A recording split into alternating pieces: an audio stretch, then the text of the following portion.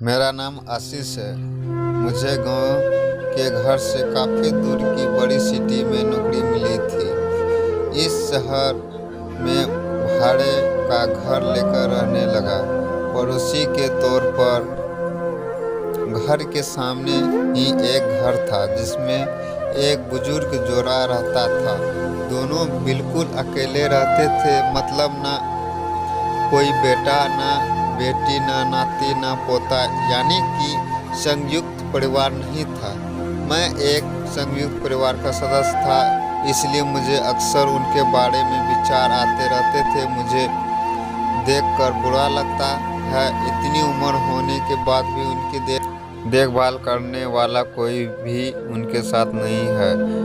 जब मैं सुबह ऑफिस के लिए निकलता था तो देखता था कि दादी जी अपने कपकपाते हुए हाथों से दादाजी के चाय देती थी। वैसे ही कपकपाते हाथों में कप लिए दादाजी चाय पीते थे। वहाँ पर रहते हुए कुछ दिन होने के बाद मुझे पता चला कि यह दोनों मिलजुल के धीरे धीरे घर के सारे काम करते थे। कोई भी उनसे जाकर बात नहीं करता। इतने दिनों में मैंने उनकी आवाज़ तक नहीं सुनी थी।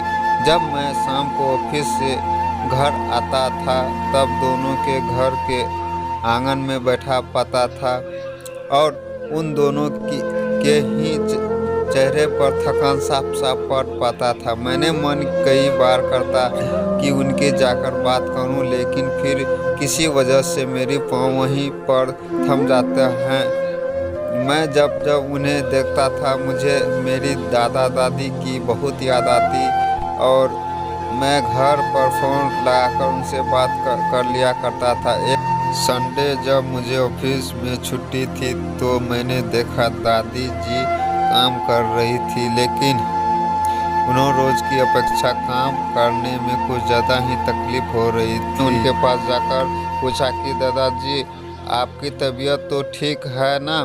क्या मैं आपकी कोई मदद कर सकता हूँ? उन्होंने प्रतिक्रिया नहीं दी। मैंने दोबारा उनसे पूछा, बताइए दादाजी, मैं क्या करूँ आपके लिए? उन्होंने फिर से भी कोई उत्तर नहीं दिया। मुझे काफ़ी आश्चर्य हुआ। कुछ मिनटों बाद दादी जी वहाँ आए और वह भी कुछ नहीं बोली। मैंने बात को आगे बढ़ाते हुए कहा, मुझे लगता है दादी जी की तबीयत खराब है, इसीलिए मैं यहाँ आया हूँ। मैं आपकी मदद करना चाहता हूँ, बताइए मैं कैसे आपकी मदद कर सकता हूँ? दादाजी इशारे में मुझे बताने करने लगे।